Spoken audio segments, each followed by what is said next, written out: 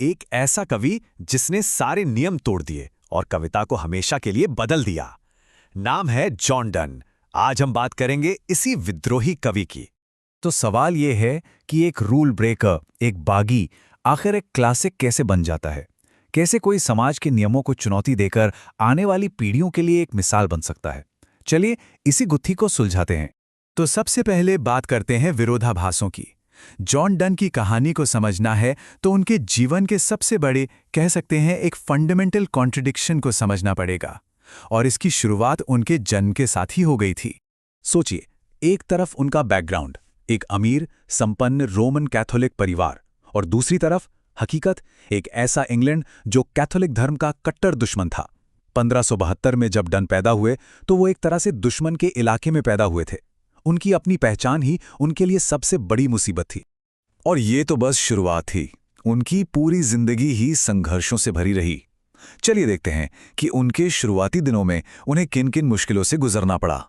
देखिए, 1572 में जन्म हुआ एक कैथोलिक परिवार में, एक एंटी कैथोलिक इंग्लैंड में। फिर करीब 1590 में उन्हें ऑक्सफोर्ड यूनिवर्सिटी से बिना डिग्री लिए ही निकलना पड़ा। क्यों? क्योंकि वो कैथोलिक थे। और हद तो तब हो गई जब 1601 में उन्होंने छिपकर शादी कर ली। नतीजा? नौकरी गई और जेल भी जाना पड़ा। एक के बाद एक झटके। लेकिन इन सब के बावजूद जॉन डन कोई कोने में बैठने वाले इंसान नहीं थे। उन्होंने लॉ और थियोलॉजी यानी कानून और धर्मशास्त्र की पढ़ाई की। दो नेवल एक्सपीडिशंस यानी नौसैनिक अभियानों का हिस्सा बने, और तो और एक बहुत पावरफुल रईस के सेक्रेटरी भी रहे। मतलब जिंदगी ने उन्हें हर तरह के अनुभव दिए। अब आता है कहानी में एक बड़ा ट्विस्ट। सालों के संघर्ष और एक अनिश्चित भविष्य के बाद डन की जिंदगी में एक ऐसा मोड़ आया जिसने सब कुछ बदल के रख दिया।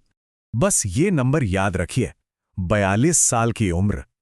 जिंदगी के इतने साल संघर्ष में बिताने के बाद उन्होंने एक ऐसा फैसला लिया जिसकी किसी को दूर दूर तक उम्मीद नहीं थी।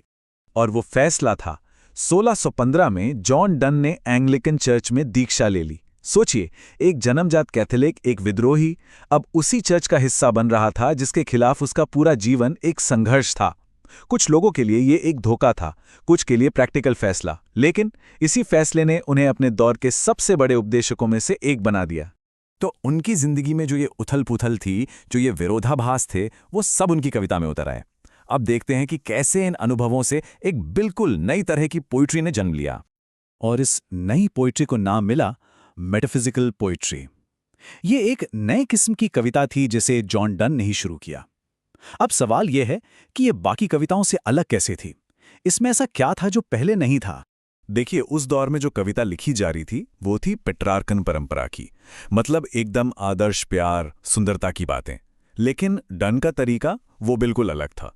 उन्होंने इस पुरानी परंपरा को, कह सकते हैं, पूरी तरीके से रिजेक्ट कर दिया। उनकी पोइट्री इंटेलेक्चुअल थी, दिमागी थी। तो क्या क्या था उनकी कविता में? पहली बात, लहजा, एकदम बौद्धिक लेकिन साथ ही आम बोलचाल वाला। दूसरा, वो अपनी कविताओं में साइंस और ज्योग्राफी की नई नई खोजों का इस्तेमाल करते थे। सोचिए, प्यार की कविता में कॉम्पस की बात हो रही है। उनकी कविताओं में पैशन तो था, लेकिन एक दिमागी कसरत भी थी। मीटर बहुत कठोर थे और उनकी इमेजरी, मतलब जो तस्वीरें वो शब्दों से बनाते थे, वो अक्सर चौंकाने वाली और अजीब होती थी। तो आखिर जॉन डन की विरासत क्या है? आज हम उन्हें क्यों याद करते हैं? चलिए उनके सबसे बड़े योगदान पर एक नजर डालते हैं। ये जो कोट है, ये उनकी कविता के डीएनए को पकड़ता है। सच्ची काव्यात्मक भावना है, कठोर छंद, तनावपूर्ण और सनकी छवियां। मतलब फीलिंग्स एकदम असली, लेकिन उनको बयां करने का तरीका एकदम अलग, मुश्किल और चौंकाने वाला। यही कॉम्बिनेशन जॉन डन की पहचान है। उनके कुछ सबसे मशहूर कामों में शामिल हैं सॉन्ग्स एंड सॉनेट्स, उनकी सटायर्स और एलिजीज। और हाँ, उनके सरमन्स यानी उनके दिए हुए उपदेश भी उतने ही जरूरी हैं। उन्होंने एक कवि के तौर पर ही नहीं, एक उपदेशक के तौर पर भी अपनी छाप छोड़ी। तो आखिर में एक सवाल छोड़ जाते हैं।